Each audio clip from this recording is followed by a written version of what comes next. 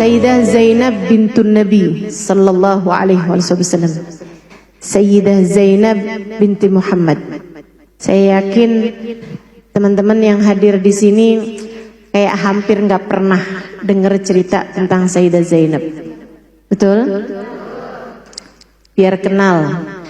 Saudara sekalian yang saya muliakan, tentu kajian 1 jam, 1 jam setengah tidak akan menceritakan secara detail ya, bagaimana kisah hidup seseorang. Gak akan keburu kan. Tapi kita akan coba petik beberapa mutiara-mutiara yang bisa kita ambil pelajaran di dalamnya untuk kita melangkah di kehidupan kita ini. Kisah-kisah orang soleh itu kayak cahaya, teman-teman. Kayak cahaya.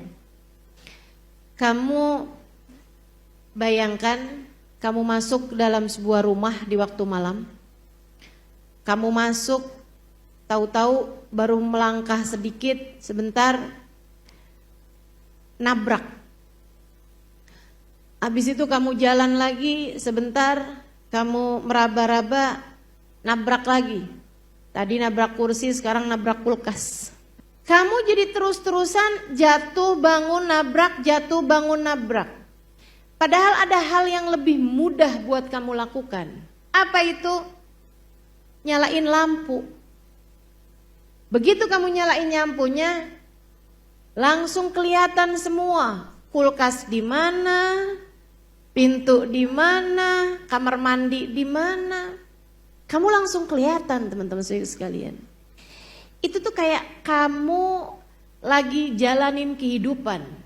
Kalau kamu ngerasa kamu kok nabrak-nabrak ya, gini salah gitu salah, belum nikah salah, udah nikah salah-salah juga, nggak punya anak, punya anak banyak,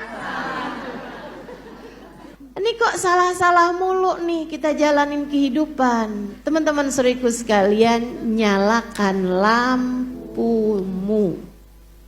Apa tuh lampu? Ilmu. Ilmu itu adalah cahaya. Ilmu adalah cahaya. Memandumu melewati kehidupan. Biar tahu caranya jalanin kehidupan tuh kayak gimana. Sehingga kamu gak nabrak-nabrak lagi. Kamu gak salah-salah lagi. Cahaya hati. Itu adalah ilmu. Nah, salah satu dari ilmu besar untuk kita menjalani kehidupan adalah dengan belajar dari kehidupan orang-orang soleh sebelum kita. Dari kehidupan baginda Nabi Muhammad, dari kehidupan para nabi-nabinya Allah Subhanahu wa taala, dari kehidupan para sahabat Nabi Muhammad alaihi wasallam, dari kehidupan keluarga Nabi Muhammad sallallahu alaihi wasallam, dari kehidupan para wali-walinya Allah Subhanahu wa taala, dari kehidupan para ulama-ulama Allah Subhanahu wa taala. Itu perlu kita pelajari sehingga jadi cahaya dalam kehidupan kita. Jangan kebanyakan nonton drakor. Yang adik-adik nontonnya drakor, yang ibu-ibu nontonnya. Inilah hasilnya. Hasilnya bawaan sama suami cemburuan mulu, curigaan mulu. Yang ditonton begituan kok modelnya tuh. Jangan salahkan kehidupanmu. Salahkanlah kamu tidak menggunakan lampumu. Kamu tidak menyalakan lampumu. Makanya jadi gelap. Makanya jadi nabrak-nabrak. Yuk bismillah.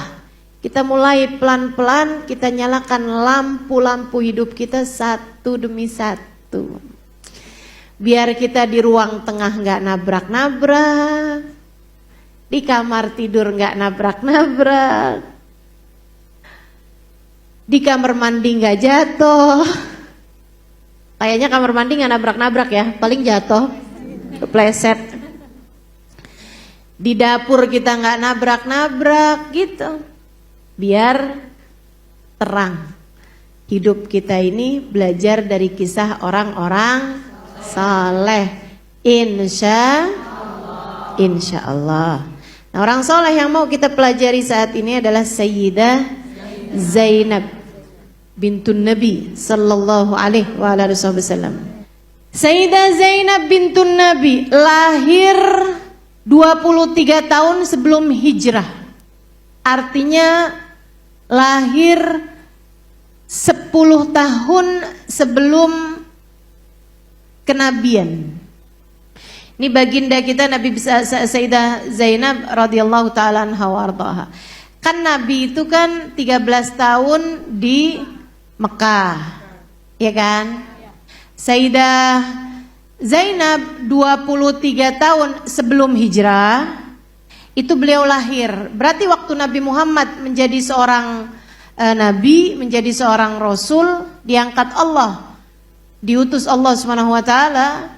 Itu berarti Sayyidah Zainab umurnya berapa? 10 tahun, benar kan? Ya. Berarti beliau lahir 10 tahun sebelum kenabian. Teman-teman sekalian yang saya muliakan, cuman masalahnya memang orang zaman itu tuh dinikahkan masih kecil-kecil. Jadi kamu harus tahu nih, yang saya sampaikan di pertemuan mengenai Sayyidah Aisyah. Sayyidah Aisyah itu kan menikah pada usia 7 tahun, tinggal bersama dengan Nabi pada usia 9 tahun. Saya ingatkan kembali bahwa saat Sayyidah Aisyah usia 7 tahun, ketika Nabi Muhammad melamarnya untuk menikah dengannya, itu Sayyidah Aisyah udah jadi lamaran orang, laku keras. Emang kamu nungguin jodoh nggak datang-datang hilalnya nih Ustazah? Belum kelihatan hilalnya jodoh. Masya Allah. Teman-teman sekalian saya muliakan, nih Sayyidah Zainab gitu ya. Demikian pula dengan beliau ini. Jadi di saat usia Sayyidah Zainab itu 10 tahun, artinya ketika kenabian Nabi kita Muhammad alaihissalam datang, Sayyidah Zainab itu bahkan sudah menikah. Jadi usia 10 tahun itu sudah nikah. Saya nggak pasti usia beliau ketika nikah, ya mungkin 9 tahun gitu. Itu udah dinikahkan. Dinikahkan dengan sepupunya ibunya. Sayyidah Khadijah, ibunda Sayyidah Zainab, punya saudara sepupu. Namanya Abul As Ibn Rabi'. Abul As Ibn Rabi'. Sehingga sekalian saya muliakan, nah menikah mereka itu, beliau ini adalah putri pertamanya Sayyidah Khadijah.